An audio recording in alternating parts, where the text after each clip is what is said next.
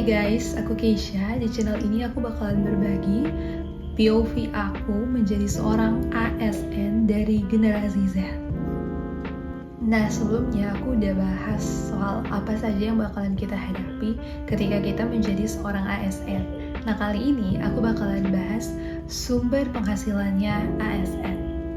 Nah, kenapa aku pengen bahas soal sumber penghasilannya ASN? Karena banyak di luar sana aku dengar kalau mereka itu punya ekspektasi yang tinggi soal penghasilannya ASN, karena memang ASN dikenal sebagai pekerjaan pendapatannya itu stabil, tapi stabilnya ini itu dia jadi tantangannya, karena kita harus pintar-pintar mengatur pendapatan kita, jangan sampai lebih besar pasak daripada tiang. Nah, dan ini banyak sekali dihadapi oleh teman-teman saya dan pegawai-pegawai di luar sana, karena tentunya kebutuhan terkadang lebih banyak daripada penghasilan yang kita dapatkan. Nah, aku bagi sumber penghasilannya ASN itu menjadi dua, sumber penghasilan tetap dan penghasilan tidak tetap. Nah, untuk sumber penghasilan tetap itu ada dua. Yang pertama itu tentunya gaji pokok, dan yang kedua itu tunjangan kinerja atau TPP. Nah, kita bahas dulu untuk gaji pokok. Oh ya, sebelum kita bahas gaji pokok, nah kenapa aku mengelompokkannya itu menjadi sumber pendapatan tetap? Karena gaji pokok sama TPP atau tunjangan ini kita terima itu setiap bulan. Biasanya setiap bulannya. Nanti aku bahas lagi lebih lanjut untuk tunjangan kinerja. Oke, untuk gaji pokok, seperti yang udah jelasin sebelumnya bahwa gaji pokok ini itu sudah ada standarnya dan diterima itu berdasarkan dengan pangkat golongan atau jabatan kita dan juga lama masa kerjanya kita. Jadi gaji pokok ini tergantung dari masa kerjanya kita, pangkat dan golongannya kita, dan ataupun jabatan kita itu seperti apa. Karena jadi di dalam gaji pokok ini dia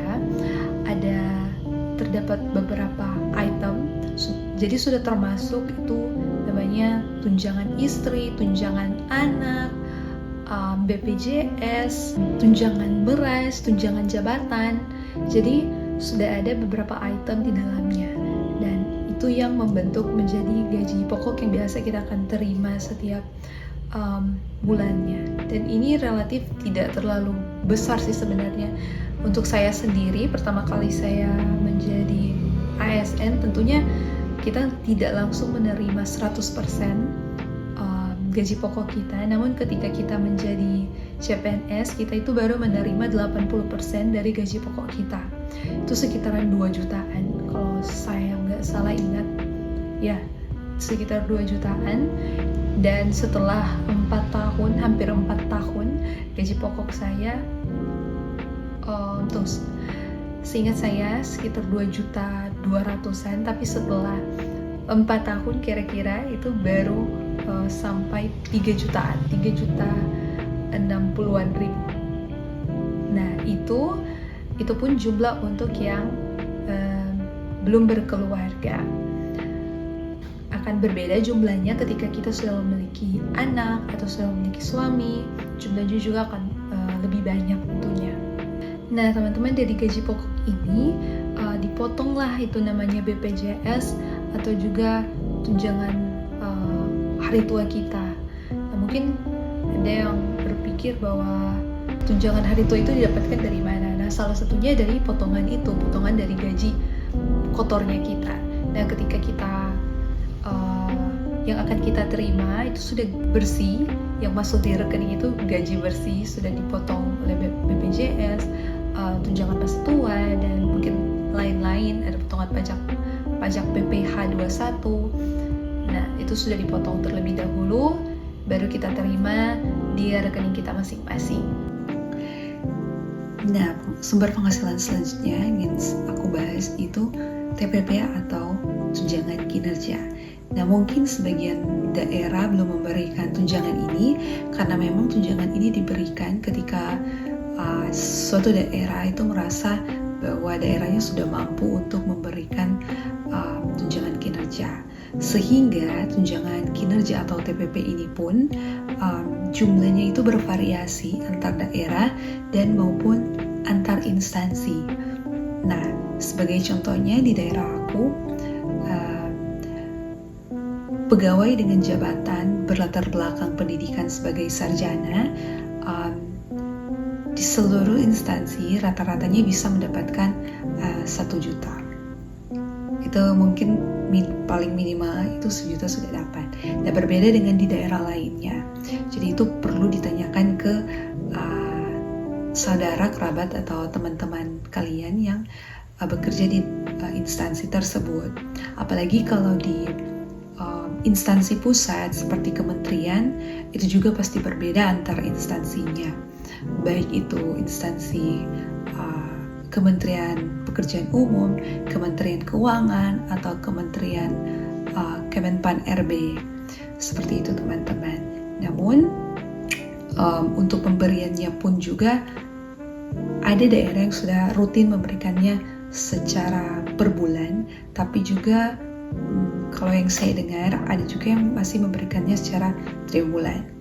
Nah, ini harus dipastikan ke instansinya teman-teman. Mungkin bisa ditanya ke seniornya teman-teman yang mungkin sudah terlebih dahulu masuk di instansi yang akan teman-teman tempati saat ini. Nah, selanjutnya kita masuk ke sumber penghasilan tidak tetap yang akan diterima oleh PNS atau ASN, yaitu ada honorarium, uang saku atau uang duduk, dan uang perjalanan dinas. Nah, kita masuk ke sumber penghasilan tidak tetap yang pertama, yaitu ada honorarium. Kenapa ini tidak tetap? Karena tentunya kita tidak menerimanya secara per bulan. Jadi honorarium ini tergantung dengan jenis kegiatan yang dilaksanakan. Bisa jadi kalau teman-teman itu terlibat sebagai anggota panitia, atau teman-teman itu bertindak sebagai pelaksana dari suatu kegiatan, teman-teman bisa mendapatkan honorarium ini. Honorarium ini bisa berbentuk seperti apa? Pastinya honor ini diberikan contohnya ketika teman-teman menjadi seorang MC, moderator, atau narasumber dari suatu kegiatan. Nah, biasanya teman-teman itu akan menerima honor. Kisaran honornya kalau sebagai MC atau pelaksana kegiatan MC atau moderator itu berkisar antara 500-an ribu ke atas. Nah, ini tentunya teman-teman harus juga baca aturan yang mengatur besaran honor ini di instansinya teman-teman, atau aturan yang lebih tinggi lagi seperti peraturan Menteri Keuangan terkait honorarium. Nah, selain honor dalam bentuk MC, narasumber atau moderator, ada juga namanya honor untuk tim pelaksana. Misalnya kalau teman-teman itu memiliki keahlian lain seperti yang di Dinas Pekerjaan Umum, mungkin sebagai pengawas, asisten teknik, kemungkinan juga teman-teman akan mendapatkan honorarium. Ataupun juga ada yang kalau saya dengar di instansi inspektorat, misalnya kalau teman-teman melakukan pemeriksaan, teman-teman terlibat dalam tim, teman-teman akan menerima honorarium. Dan ada juga kalau pengalaman aku sempat terima honor itu ketika menjadi tim Sakip RB. Nah, kebetulan karena tim ini baru dibentuk, jadi masih sempat dapatkan honorariumnya. Tapi mungkin ke depan karena sudah menjadi rutinitas kita, itu tidak perlu lagi untuk menjadikan honorarium. Oh ya teman-teman, perlu dicatat bahwa tidak semua kegiatan itu yang ada MC honor, MC narasumber atau moderator itu dianggarkan pada kegiatannya. Jadi ini juga tergantung dari kemampuan keuangan daerahnya dan apakah itu sangat urgent bagi instansi tersebut. Nah, itu harus dipertimbangkan lagi karena Untuk di daerah saya sendiri tidak semua kegiatan itu diberikan honorarium. Seperti itu teman-teman. Penghasilan yang tidak tetap selanjutnya yaitu uang saku atau uang duduk. Nah, uang saku dan uang duduk ini juga sama seperti honorarium tadi, bergantung dengan kegiatan yang kita lakukan atau kegiatan yang kita ikuti. Nah, kegiatan itu dapat berupa undangan, rapat, bimbingan teknis, seminar, ataupun workshop. Dan tidak semua, sekali lagi tidak semua kegiatan itu diberikan uang saku atau uang duduk. Lagi-lagi ini tergantung dari kebijakan dari daerah teman-teman, daerah maupun instansinya teman-teman. Kalau pengalaman aku untuk daerahku sendiri itu sudah jarang untuk diberikan uang saku ya teman-teman. Tapi ada beberapa daerah lain yang saya dengar masih memberikan uang saku atau uang duduk ini ketika kita menghadiri kegiatan. Dan juga mungkin kalau untuk instansi kementerian itu masih sangat fleksibel ya teman-teman, karena kemampuan keuangannya cukup.